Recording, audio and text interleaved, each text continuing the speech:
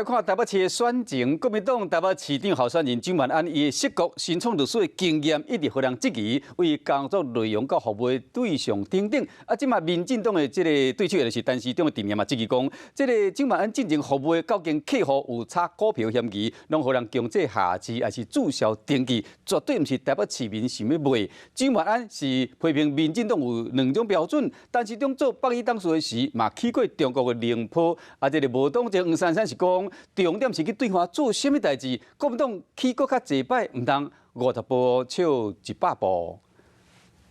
就专讲要甲美国涉股新创律师的经验，早登来台北的蒋万安，过去服务的对象丰受了质疑。中资背景之外，对手陈时中的阵营批评，这个公司可能是嫌诈欺，涉及到所谓的炒股的状况，而且尤其是炒作铜板股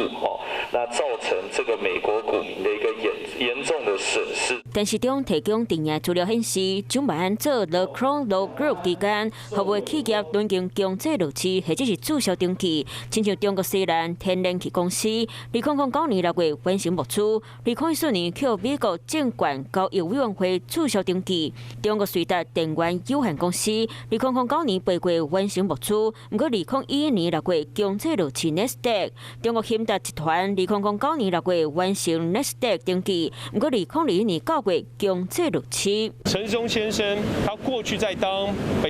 台北医学大学的董事，参加北医大和宁波医疗中心的交流活动。一方面嘴巴上讲抗中，另一方面又去赚人民币钱。蒋万安一直结束树林的路口摆票，大声引动起讲律师的工作内容一切合法，嘛警替民进党还未交替抗中保台伫咧做文章。若无党籍黄珊珊爱国民两党，唔通孤笑比无买，比笑孤丑皮。但重点是谁做了什么事，